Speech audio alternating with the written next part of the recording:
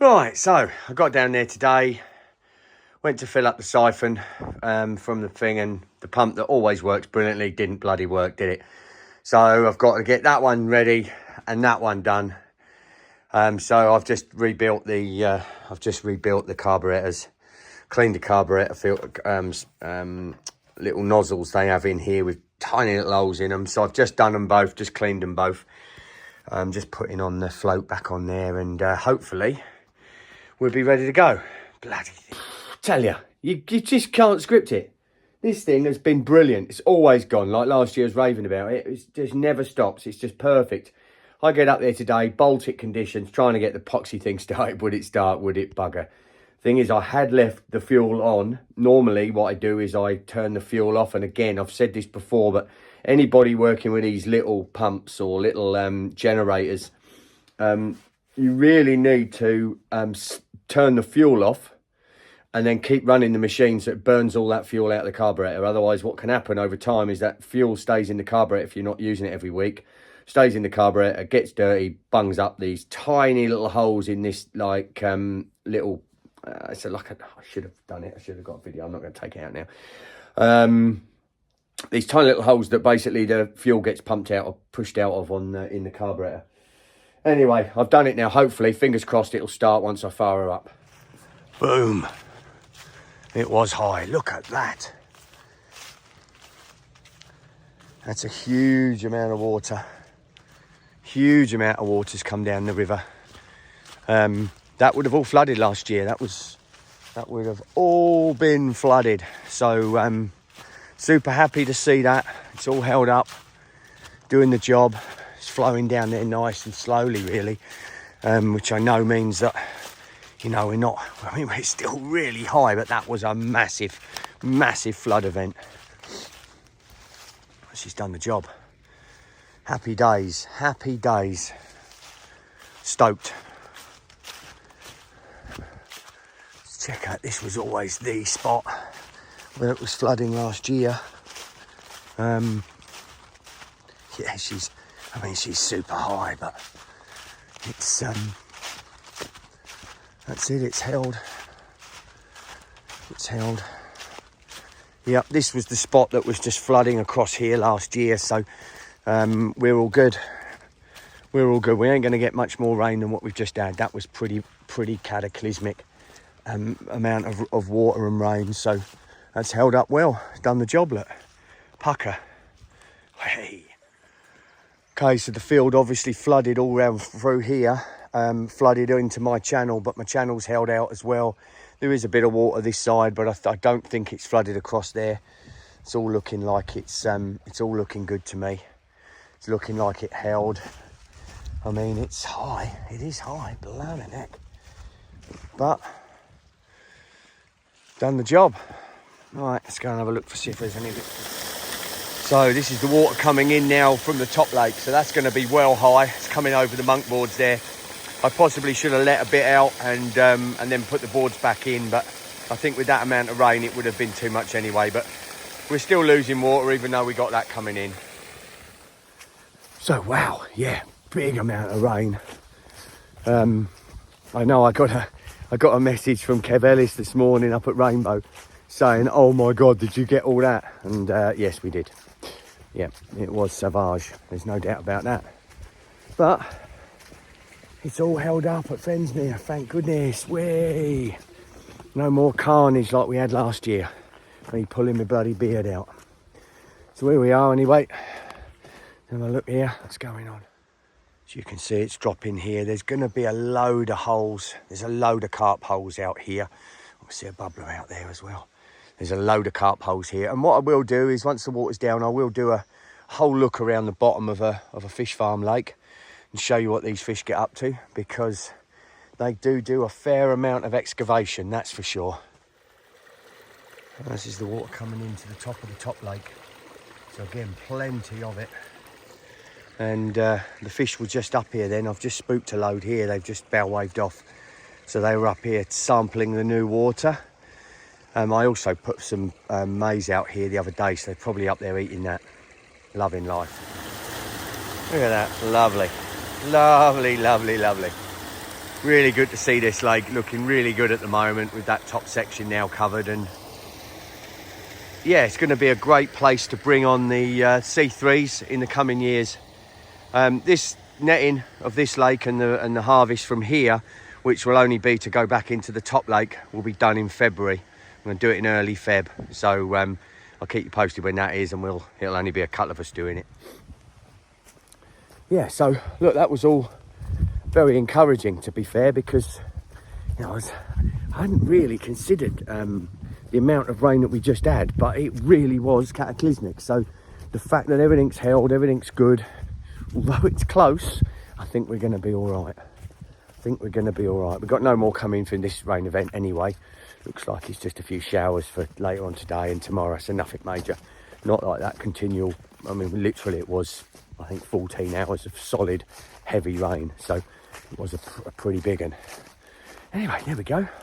I've got to go and get this siphon going now. I've actually, because I couldn't get them pumps going yesterday, the water pumps, no matter what I did, I rebuilt both the carburetors, still bloody won't go. So I've got to check that the spark plugs are working. I'll do that when I get back. I've just brought up the generator and lift pump. I tested that yesterday, and the generator, it's 3.5 kilowatt one, so it done it no problem. So I'm going to go and get that going, fill up the pipe, get that siphon going into the tank below, just to make sure she's all good to go. And then we're all ready. Look at that. Look at that. Blooming weird, isn't it? Look at it. Looks a bit wanky, doesn't it? Anyway, I'll give these a little bit of feed because they look like they're feeding, and I'll crack on. All right, so mission successful. I've got the siphon going, and everything seems to be running nicely. So it's just going to keep putting a little bit of water in there. And what is very apparent is the population of the carp, because we've had this big low pressure come in. They're feeding like absolute buggery in here. I'll show you in a second because it's absolutely mental. Right, so there's the feeder. Look, they're feeding heavily there, but because they're moving right down through that middle section of the lake, as you can probably see there. You know, nothing over there. It's just a huge amount of fish sitting in that central area. It's going to be very interesting to see, remember, because I moved that feeder all the way down through that central area this year. And so what I'm hoping to do is, instead of having a couple of pools that the fish have excavated where the feeder had been sitting through the year like last year, which was problematic when it came to getting them out, I'm hoping that by putting that feeder right down through that central line that the fish have excavated, and we've had flushes through, then that's moved that through to create a really nice sort of channel through that middle section instead of loads of pools, because yeah, it gets quite tricky on a relatively silty lake when you've got those pools that have been excavated by foot, because the fish can just sit in there, which makes it hard with the mud and a lot of work for the guys and myself. So hoping, fingers crossed, the situation and what I planned works. Yeah, we're T minus what? Rest of today, Tuesday, Wednesday, Thursday. We've got 3.5-4 days, and we'll be harvesting. So fingers crossed, everything goes all right. And yeah, quite exciting. I'll catch you later about that. So there we go. The old siphon's going. Yeah, it's not a huge amount of water, but over a course of a few hours, it would soon fill up a big swimming pool. So it's enough. Once I've got the lift pump working, going into that corner from the river, that should be a sufficient amount of water exchange to keep everything safe and happy in there, especially now that the water's just 6 degrees. Good morning, guys. Still feeling like a bag of spanners, but anyway, here we go. As you can see, setup day today, so going to get the Oz tent set up over there so we can make a brew and bacon sarnies and stuff like that. I'm not going to go as big as last year with the big marquee and all that. It's just too much effort, too much work, and we're using smaller numbers this year. We're going to use machinery to help us with the netting. We've only got 5 of us on, and there's several tons of fish in that lake. So what we're going to use is the 800 kilo winch on small buggy, and the bucket of the big machine is going to be our lifting and pulling tools. So we've got a Kevlar rope on the buggy, and again, haven't proven this works yet, so it could be complete chaos. But the plan is to, you know, just pull out the rope on the winch system, clip it over one of the buoys, and then Sally can actually operate that, and we can be checking if the buoys dip, if it's catching on snags or anything like that, and then a couple of us can just correct the lead line. That can be run either around the bucket of the machine, and then the bucket can move around to try and guide, you know, how it's pulling or what angle it's pulling it in from. Now I believe that's going to make a lot of difference, because there is quite a bit of silt in here, and we know from the last few years, you know, pulling it it's been bloody hard graft, and I just haven't got the manpower here this year. So fingers crossed that's going to work. But anyway, otherwise full set up. I'll get the swimming pool set up on the dam this year instead of down the bottom. It was very wet down there last year, and you've got to walk fish all the way over. I mean, we are going to also use the main machine, the big cat, put the fish into the big green buckets, put that into the bucket of the machine, and then the machine can lift it up and over the top here. And I think, again, that's just going to mean that we've got a lot less manual labour, and it should be a lot easier for everyone on knees, backs, etc. So anyway, that's the score. I'll keep you posted. We go through the day as I get everything set up. Tuesday now. I've just cracked the gate wide open. We've probably got another foot to go down for it to be just over 1 metre deep in the main bowl, and I'm probably going to leave it at that, and just let some fresh water in now, actually, and leave it at that at the moment, and go from there. All right, catch you. Bye bye. All right, so that's full flow rate coming through the peschery area here, and out down the small stream that then goes into the tributary there. Going full bore, and I'll show you up here because it's actually vortexing now because it's getting lower. There we go, you can see it and hear it. So there's the upstand, you can hear it. There she is, vortexing around the upstand. The upstand's about a foot lower there. And then what I can do with the upstand, you see, is I can push the upstand over and still have a safe draining method, but obviously alter the pitch of that to lower it a bit more. What a difference a day makes. Look at it. Down a heap from yesterday. You know, that was right up towards the top of that yesterday. So 18 inches higher that was running. Unbelievable. Fair bit of water came down in that last deluge. And it all held up, which is bloody great. All right, first little pulls up. This is just going to be, this is just going to be my little C1 pond for all my graded C1s, because the C1s will eventually end up in that tank. But of course, that tank's being used to store fish before they go to delivery to start with. So all my graded fish will come into here, and then we'll go through them with a fine tooth comb, make sure we've got the very, very best. Around 200, 250 I'm keeping to go up into the Leany Pond. Very best ones there are in terms of scale, pattern, shape, and a mix. I try and keep, you know, maybe a quarter common, something like that. You've got to have a mix of commons as well. And there's also got to be some, they can't just all be females, there's got to be a few males in there. So that's the mix anyway, and that's the first pond up. I'm going to get the second one up. I'm hoping it'll fit up on the damn wall here, otherwise I've got to fit it down there. It gets a bit wet and muddy. Anyway, let's keep going. All right, round pool set up. Managed to fit it on the top here, which is bloody handy because, as I said, I'll show you the operation. So what we're going to do is where I've gravelled up to here, we're going to have the machine sitting here, the excavator. So then with the 10 metre arm of the excavator, it's going to be able to reach straight down there, pick all the fish up in the buckets, bring them up, drop ones that I want in here, ones that I want between that will then be going into the other little pool. And then ones that will be going out to clients, it can just track straight down here, and we'll have a couple of us in there with our cages, and they can be taken straight out and dropped straight in the cages. Very quick, very efficient, and no manpower. So I think it's going to work well. Sorry, I'm still dying. So it's time to fill them up, because sod's law, what happens next is it blows out absolute hooligan von Gooligan and blows the bloody lot out and smashes everything. So don't want that to happen, so I'm just going to get the thing started. I managed to get the fuel pump sorted yesterday with some quick start, so I'm hoping that it fires up again this afternoon now.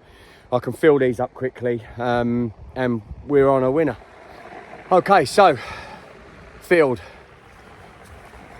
well, I filled for enough of what I need. And this has been a C1 pond, and that's filled enough as well. What you have to always do in these, I've got tarps to do it, just tarp them over. That one's all right because it's got tall enough size, they can't jump out, but the little buggers jump out of here. A few years ago now, about 20 of them were out by the time I got in the morning. They all still live because it pissed down with rain all night, and they were all still all right, but just pain in the arse. They'll jump 6 inches or more, get out of these bloody tanks. So that's it, we're pretty much on setup. I'm going to just pull the feeder back in.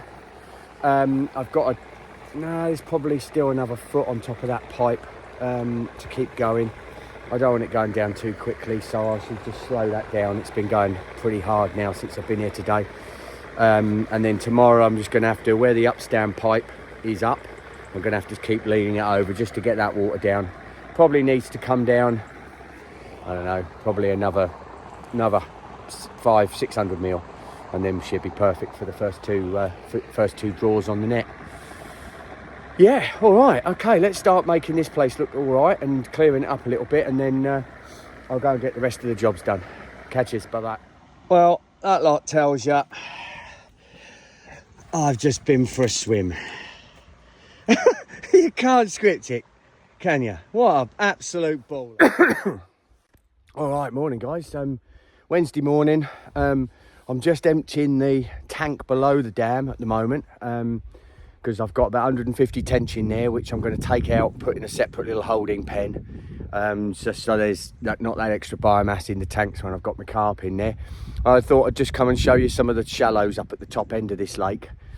This top end's all super shallow. It's like normally, sort of 3/4 of a metre, 600-700 deep, up to a metre at the sort of halfway point. So a very shallow lake, but the fish love it up here. And you can see there's excavations behind me here. Which I'll show you in a little bit more detail. Cold morning, bloody cold after I got back yesterday and after falling in. So I've sort of warmed up now, but as I say, I've slowed the draining of this down a fraction at the moment, just so I can evacuate the tank below the dam quickly, and then I'll open this one back up and get it roaring. And I don't want it down, I only want it down probably another 300 or 400 mil, and then should be ready for our first 2 nets. All right, so I'll see you in a sec, bye-bye. All right, so I've just come through some quite thick silt there, and now I'm standing in this one. It's pretty solid. It's been well excavated by the old fishes, and a little cray over there, dead cray. But definitely fish activity, a lot of fish activity up in these shallows. They do love it up here. It's just a very naturally good area for them to be. You can see more excavations over there and there. And there and all the way along there. It's super shallow, but they absolutely love it. We'll try and look in a bit more detail tomorrow when we've got the lake down a little bit more. Okay, so as you can see, pond's draining the small tank. This, as I've said before, I think it's got about 150 tench in it, which I'll be transporting up to Benoit. There's probably still quite a few in the main lake as well. So what I'm going to do is I've got a couple of bins over here ready and some grading buckets. I'm just going to plonk them in there, put them all in a sling, and take them and drop them in one of my 1 metre by 1 metre holding tanks until Saturday afternoon, late Saturday afternoon, when I've got to go back up to Benoit's. So I can take all of his fish then, and he can have them all. I expect he's going to have a fair few hundred decent tench from sort of 6 to 12 inches long, which would be a nice little one for him because he loves them. So it gets this pond ready. I've then just got to refill this. I hope the bloody pump starts. Another stressor. And then I can open the main lake back up again. But it drains off real quickly, this one, so it's a really easy one for me to manage on my own and get these tench out and get them sorted. So yeah, I'll keep you posted as I'm going. Okay, so as I'm just waiting for that tank to drop fully. It's probably got another 8 inches to go, 6 inches to go, so it's not too far, and I'll be able to get them tench out and sort them and get that bloody pump and fill it back up. One thing super important when you're netting lakes is that your nets are all right, your nets are good. Having sticks and stuff in them, having put them away wrong, or they're not in the bag right or in the bucket right to actually draw the net or cast the net, can cause you major problems on netting day. So I have two 50 metres. 50 metres by 2.5 metre nets is what I use. They do all my lakes. But on this particular lake, we need 100 metres. So Benoit, so I'm going up to Benoit and borrowing 100 metre from him. And I've got to join mine. So I thought it was a good opportunity to go through, get in the net, put away in the bag, perfect. So when we go to cast them, I can get to the end, do the join, put the whole thing in the bag. Then when we put it in the boat, we can then just pull it out and it'll just come out nicely, lead line, float line, and cast really nicely. So that's what I'm going to do now. All right, so it's one of my nets. This is a new net I got last year actually from Advanced Nets. Bloody great job, really, really nice net, really nice, easy to see, big buoys, and an inline lead line, which is pucker. It's I went for a bigger mesh size, which makes it easier to draw, because most of the time I'm dealing with carp, I'm not dealing with smaller fish. The only thing we saw last year, unfortunately, is the little gudgeon tend to get their head stuck in there and then they're buggered. But okay, I'm going to put this, I've set out my bag here. I haven't got bins, I use these bags. I'm going to start putting it in there, get to the end, draw out the other net, get all that all set out, and then I'll draw them and show you how I put them together. All right, so we're getting super close now. That end's clear. A little bit of weed growth in there, but what I did in this pond, I don't know if you can remember, anyone that's watched before, is just here I dug a little catch pit, which should see most of the fish get stuck in, which makes it a little bit easier for me. I can just drop in with my net them out, chuck them in the bins. There's always a few get caught in the weed. I'll go and sort them out afterwards. Okay, so there's my two nets, that's the join. I'll do that join in a minute. I'm going to go and do these tench first. Then I'll pull all that net through, put it into its separate bag, and then we're ready to go. Otherwise, you're trying to carry 200 metre nets, pretty heavy. Try hard to get in the boat, but I'll do it that way. It should be easy then, and we can cast that on Saturday. On Friday. Fantastic. Right, let's go and do these. There's a few beautiful smaller C2s that I'm just going to put in the main tank here for now. Separate them from the tench. I think they're the only ones I had in there, and we'll grade them later. There we go. Got some lovely tench. These are going up for, I'm gonna, there's a good few tench here, really nice ones. Well, all the tench are up here now in the cage. I'll show you actually. So all the tench are up here in the cage, ready to go for Benoit. There's going to be a load more in that main lake. I mean, I caught so many this summer, and I was just doing some little float fishing, trying to see what the sea ones were doing. There you go, just show you. There you go, the old cage there. Brilliant bit of kit, just sat there. That'll hold them for a few days until I'm ready to take his net back, and I'll take all the tench back with me. So anyway, I've done all that, and of course I need my two 3-inch lift pumps. Really vital. One of them I still can't get going, but the other one I did, and so it's been going great again. Yeah, perfect. You can probably hear it in the background because I'm filling up the tank. But first pull, what happens? Epoxy rope snaps on me on the pull starter, doesn't it? I tell you, it's like I've bloody run over a black cat or done something to a Chinaman, but in a previous life, because someone's got little knives in me, just to try and stitch me up. It's bloody unbelievable. So luckily I had the socket set and everything in the motor and the tools to be able to. It's short, but it's only got a very short pull to it, but I managed to be able to get it started, as you can hear, thank goodness. Because of course I need it to fill the tanks. I need it to fill that pond to start with. And although I've got my other lift pump that's going to be running off the generator, you know, if I want to give it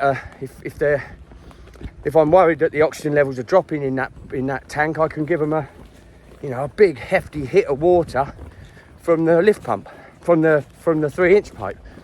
So I need it desperately. So I just couldn't bloody believe it anyway. So that's the end of today. I want to get back round there, make sure that's filled, and then bugger off.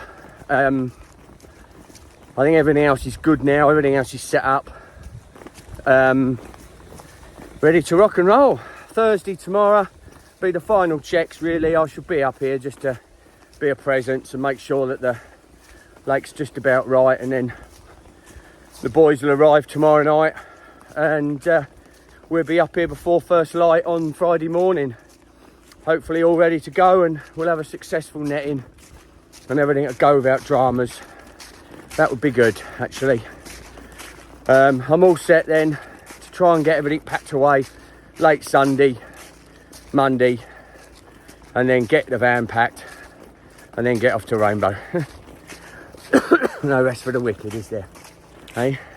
All right, thanks very much for following, guys. If you haven't subscribed, please do. I know, you know, the life of a fish farmer. Well, what I'm doing here is, it might not be everyone's cup of tea, but for most carp anglers, actually seeing the process of how the fish get developed, alongside obviously the Fensmere experience and the Fensmere story with such a huge fish that we have there, and then I can throw in some of my fish in there to keep it a little bit more exciting. But thanks very much for following.